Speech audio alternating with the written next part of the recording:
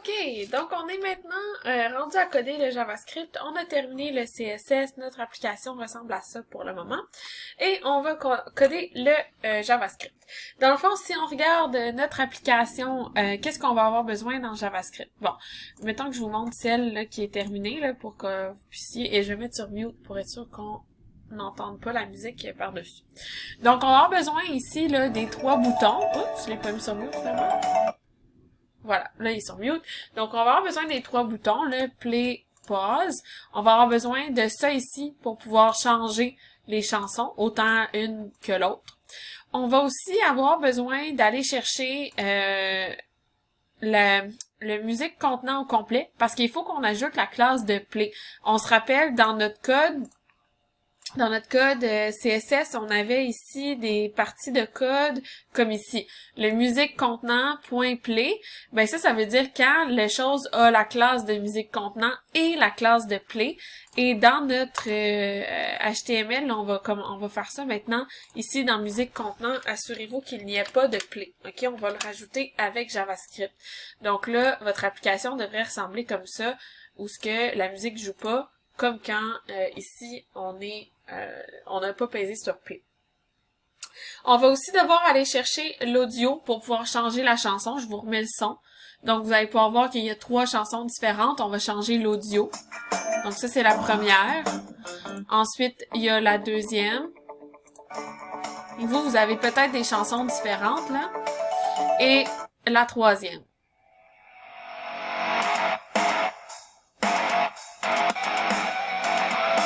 Donc, il va avoir 3 chansons différentes. Donc, on va devoir aller chercher l'audio et on va devoir aller chercher l'image, là, le cover ici, pour changer l'image qui va avec la chanson.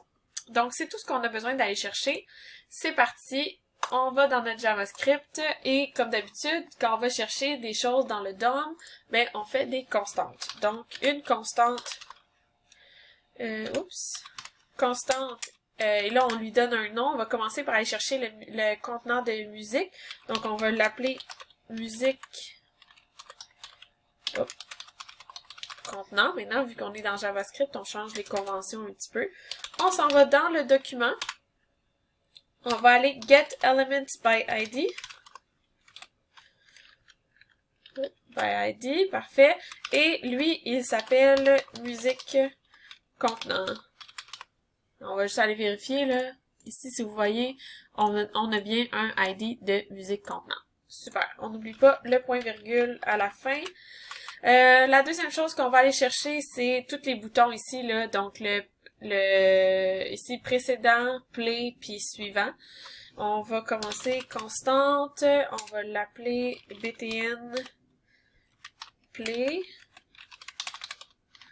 Est égal, on va aller encore dans document, get element by ID.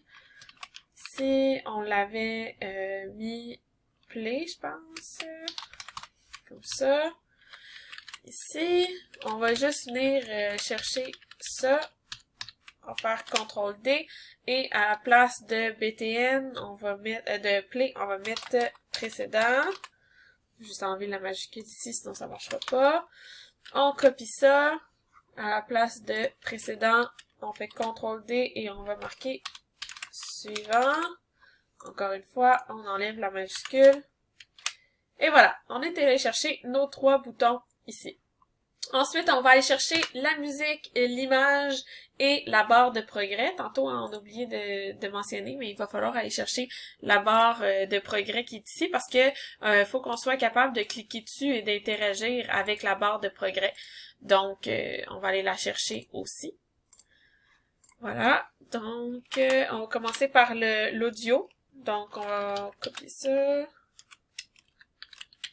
Ici, constante, on va juste l'appeler audio.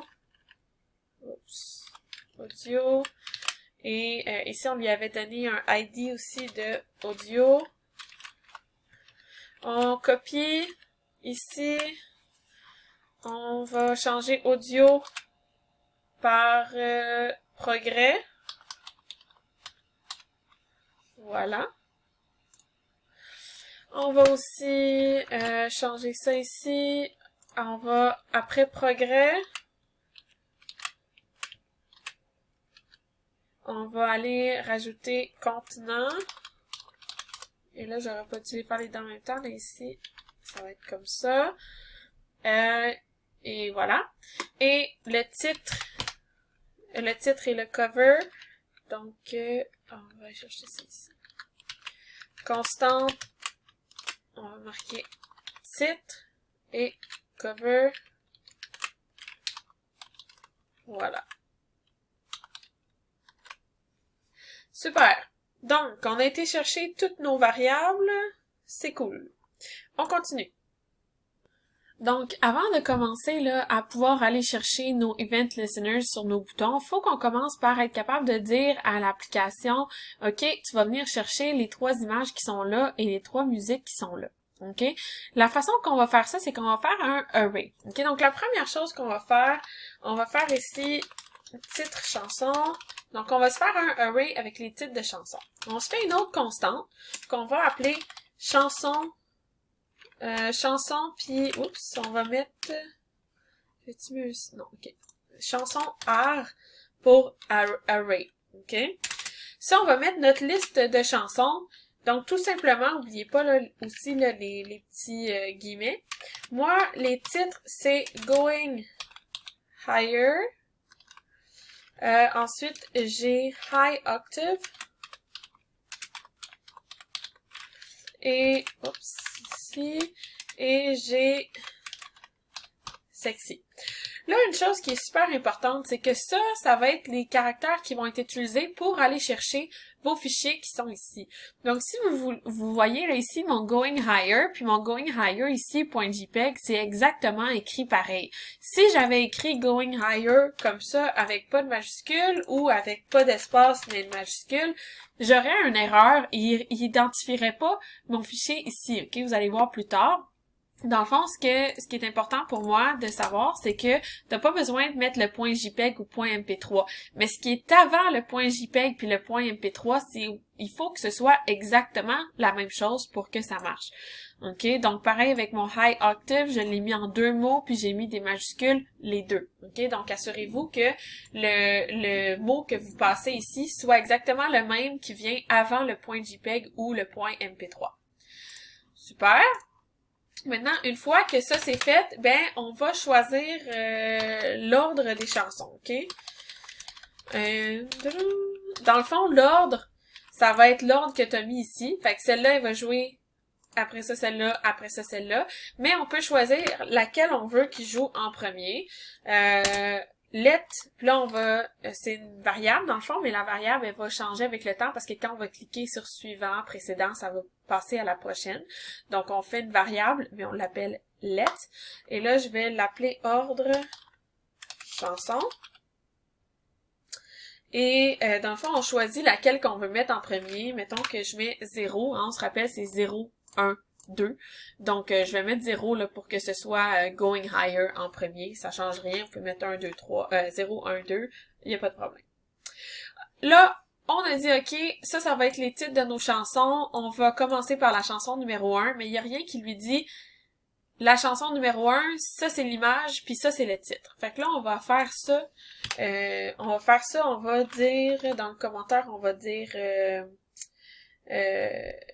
link, c'est quoi en relier la chanson et les fichiers, mettons. Okay, juste pour ça, c'est juste pour se donner une idée là, pour qu'on se retrouve dans notre code. Pour ça, on va faire une fonction. Okay, donc on va utiliser une fonction. Comme d'habitude, il faut qu'on lui donne un nom. Je vais marquer télécharger chanson pour que, dans le fond, c'est ça qui va télécharger la chanson dans l'app. Et ici, on va passer une chanson. L'argument qu'on va passer, c'est tout simplement une chanson. La chanson, donc là, on a ici, là, on est venu chercher le titre, le cover, puis le audio.